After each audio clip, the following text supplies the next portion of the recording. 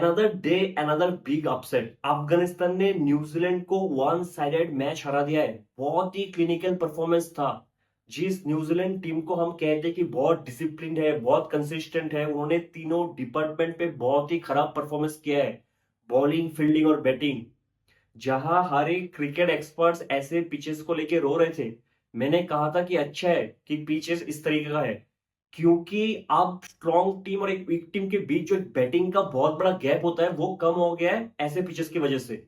तो मुझे तो मजा आ रहा है और मुझे उम्मीद है कि और भी ज्यादा अपसेट्स देखने को मिलेगा इस टूर्नामेंट में।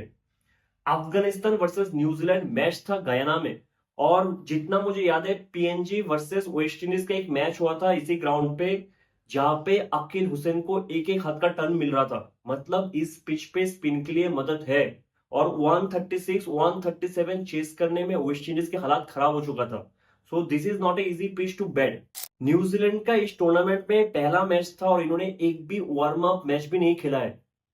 इस पिच पे कैरिबियन प्रीमियर लीग पे ज्यादातर टीम्स पहले बैट करते हुए जीता है, लेकिन क्योंकि ये मैच लोकल टाइमिंग के हिसाब से रात का मैच था तो ड्यू फैक्टर हो सकता था, इसलिए केन विलियमसन टॉस जीत के फील्डिंग चुना है, जो इतना खराब डिसीजन नहीं था। अब न्यूजीलैंड की प्लेइंग 11 भी थोड़ा सा अजीब ही था। इनके प्लेइंग 11 में बस एक ही रेगुलर स्पिनर होता है, वो है सेंटनर, और दूसरा स्पिनर है ब्रेसवेल जो ऑलराउंडर है। और टीम सऊदी भी प्लेइंग 11 में नहीं था। मेरे हिसाब से तो इस पिच पे इस जोड़ी को होना चाहिए था। न्यूजीलैंड के प्लेइंग 11 में चार ही रेगुलर बॉलर्स थे, फर्ग्यूसन, बोल्ट, मैट हेनरी और सेंटनर। तो मुझे लगा कि न्यूजीलैंड बहुत ही अनप्रिपेयर्ड थे इस मैच के लिए। अफगानिस्तान के प्लेइंग 11 में एक चेंजेस था, क्योंकि मुजीब इंजर्ड हुआ था तो मुजीब की जगह नूर आ गए, और नूर भी बहुत ही अच्छा स्पिनर है। अफगानिस्तान के प्लेइंग 11 में चार पेसर थे इंक्लूडिंग ओमरजा, और तीन बहुत अच्छे स्पिनर है, नबी, रशीद और नूर।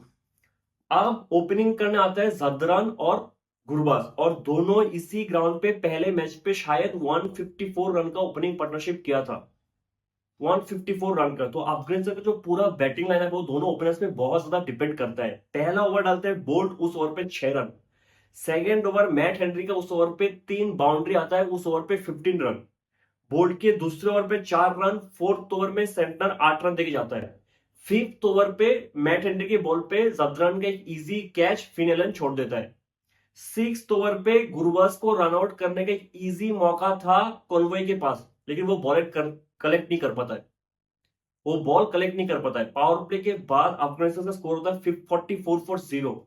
और मैंने कहा था कि ऐसे पिचेस पे अगर आप पावर प्ले में 45 से 50 बना लोगे तो मतलब आपने पावर प्ले में बहुत ही अच्छा बैटिंग किया है।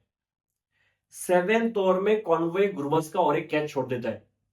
एट्थ ओवर पे गुरबस क्लीन एलबीडब्ल्यू था और न्यूजीलैंड ने रिव्यू नहीं लिया। 10th ओवर पे विलियमसन जदरन का और एक कैच छोड़ देता है। आप मान लो अगर इतने सारे कैचेस पकड़ लेते तो दोनों ओपनर्स अभी तक वापस पेविलियन में होते। हालांकि पावर प्ले के बाद ज्यादा रन नहीं आए। पावर प्ले के बाद 4 ओवर पे सिर्फ 11 रन आए हैं। 10 ओवर के बाद अफगानिस्तान का स्कोर था 55 फॉर 0। अब 11th ओवर डालने आता है ब्रेसवेल, जो अभी तक 2 ओवर में सिर्फ 7 रन दिया था। इस ओवर पे 3 छक्का आता है। गुरबस 2 छक्का मारता है और एक छक्का जदरन मारता है। इस ओवर पे 21 रन। 12th ओवर में भी एक छक्का आता है, उस ओवर पे 10 रन। 13th ओवर में भी एक छक्का आता है, इस ओवर पे 11 रन। 14th ओवर पे सेंटर 5 रन देके जाता है। यानी लास्ट 4 ओवर पे 47 रन आया था। बहुत ही अच्छा कमबैक किया था अफगानिस्तान ने। और 14th ओवर के बाद अफगानिस्तान का स्कोर होता है 102 फॉर 0।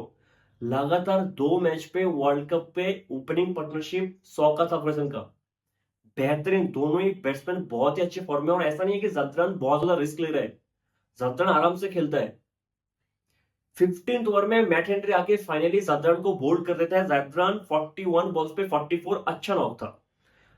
मैंने जो अफगानिस्तान का लास्ट मैच देखा था उधर, जहां जब दोनों ओपनर्स आउट हो गए थे, उसके बाद अफगानिस्तान के मिडिल ऑर्डर से बैट हुआ ही नहीं है। तो अफगानिस्तान का एक वीक पॉइंट है कि उनसे मिडिल ऑर्डर के बैट्समैन है उनसे बैटिंग ठीक से नहीं होता है। तो इसलिए गुरबस का इंपॉर्टेंस और भी बढ़ जाता है, क्योंकि वो सेट बैट्समैन था, उसको चाहिए था कि वो लास्ट ओवर तक खेले। आप 17th ओवर में उमरजाई 2 छक्का मारता है और लास्ट बॉल पे आउट हो जाता है। उमरजाई 13 बॉल्स 22 रन, और इस मैच के कंटेक्स्ट पे बहुत ही इंपॉर्टेंट इनिंग्स था ये। अगर ये इतना तेज है 22 रन नहीं आता तो शायद अफगानिस्तान का टोटल 145 147 होता। 18 ओवर के पहले 2-3 बॉल पे गुरबाज 2 चौका मारता है, फिर नबी आउट होता है और लास्ट बॉल पे आके रशीद एक चौका मारता है। 19 ओवर पे गुरबाज 2 छक्का मारता है, यानी लास्ट 5 ओवर पे 54 रन आ गया था। बहुत ही अच्छा जा रहा था। 19 ओवर के बाद अफगानिस्तान का स्कोर होता है 156 फॉर 3 और ऐसा लगा था कि आराम से 165 170 तक पहुंच जाएंगे आराम से। लास्ट ओवर लेकर था ट्रेंट बोल्ट और इधर गुरबाज से गलती हो जाता है, जो बेसिक मिस्टेक है। राशिद स्ट्राइक पे था और राशिद से फर्स्ट बॉल कनेक्ट नहीं हुआ है। बॉल कीपर के हाथ में था और गुरबाज दौड़ पड़ता है स्ट्राइक लेने के लिए, तो राशिद अपना विकेट सेक्रीफाइस करता है। राशिद T20 में बहुत ही अच्छा बैट्समैन है, इस चीज का बिल्कुल भी जरूरत नहीं था। और अगली बॉल पे गुरबाज आउट। एक गलती ने अफगानिस्तान के टोटल से 10 रन कम कर दिया है। लास्ट ओवर में सिर्फ 3 रन आता है। 20 ओवर के बाद अफगानिस्तान का स्कोर होता है 159 फॉर 6, जो टोटल इस पिच पे बहुत ही अच्छा है।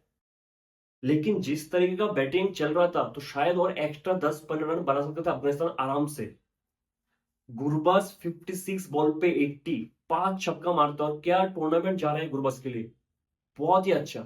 आप ओपनिंग करने आते हैं फिन एलन और कॉनवे और फारूकी पहली बॉल पे फिन एलन को बोल्ड कर देता है। बेहतरीन इन स्विंगिंग डिलीवरी था। फारूकी अपने दूसरे ओवर पे कॉनवे को भी आउट कर देता है।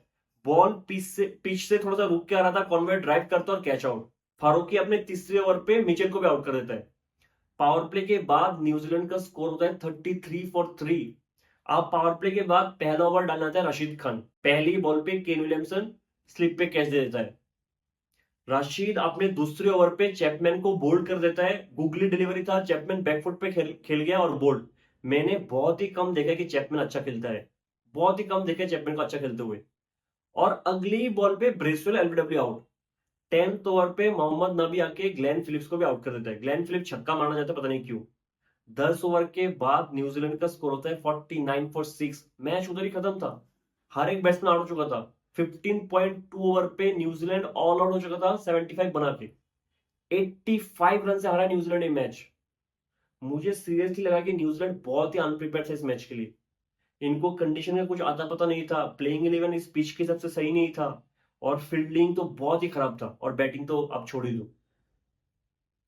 फारूकी ने 70 रन देके 4 विकेट लिया है, और फारूकी ने पहले मैच में भी 5 विकेट लिया है। अफगानिस्तान ने पूरे दोनों मैचेस पे बहुत अच्छा किया है। टीम बहुत ही बैलेंस्ड है। जो एक प्रॉब्लम है कि मिडिल ऑर्डर के बैट्समैन थोड़ा सा वीक है। अगर मिडिल ऑर्डर के बैट्समैन फॉर्म पे आ जाए तो अफगानिस्तान बहुत चांसेस है कि अफगानिस्तान सेमीफाइनल खेल जाएगा, बहुत ज्यादा चांसेस है। उम्मीद करते हैं कि इस टूर्नामेंट पे और भी ज्यादा अपसेट्स देखने को मिलेगा। मिलते हैं अगले वीडियो में, तब तक के लिए जय हिंद।